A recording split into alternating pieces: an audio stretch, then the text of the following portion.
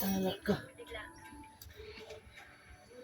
Sa kabutihang palad, bumalik si Mama sa tamang oras at sa wakas ay nailigtas ako. Diyos ko, ay nailigtas ako. Diyos ko, aakyat pa siya mula sa bathtub. Mabilis akong hinila ni Mama at dinala palabas ng bahay. Tumakbo kami papunta sa elevator at sa wakas ay nakahinga ng maluwag. Mahigpit akong Isa. hiyakap ni Mama. Bigla, Isa. tumingala si Mama at nakita ang isang pintuan. Nagtutulak ang pintuan at pagkatapos ay may maliit na kamay ng mamon. Akala ni Mama ang taling ko ay papunta sa kanya. Pero Mama, ako niya.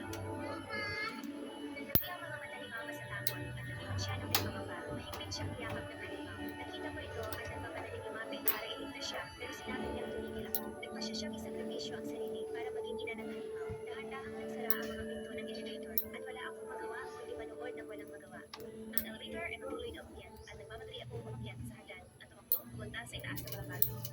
Pwedeng mawala. Biglang bukas ulit ang mga pinto ng elevator. Maluwag ang tuloyan at bahako sa lupa. 10 tao na bukas ang pinilinig. Isang tuloy-tuloy, umaasang makita si nanay. Nang ako'y paalis na, sa wakas lumitaw si nanay. Nakiusap Kinana siya siya. ng pagkakasama. Kinana iyang gawa niya.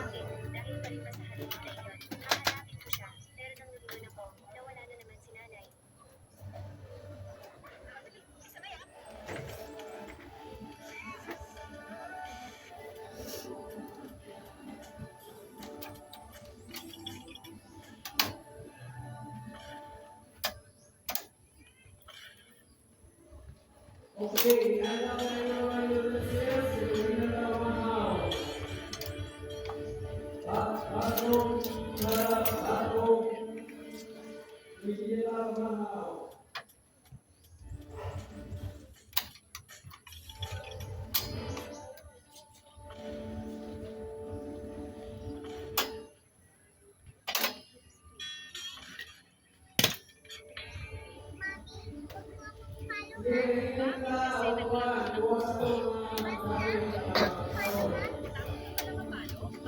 Good.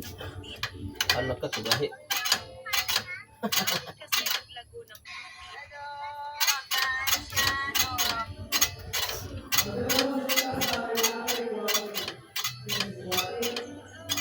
More break of the truck. Sierra Madre, kinalimutan mo.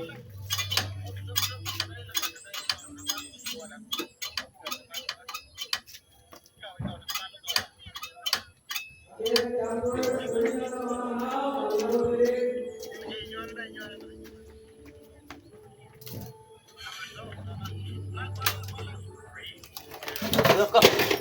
Tay. Lapit dito sa bunda.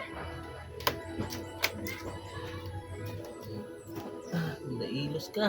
Hindi mo ikaw ground.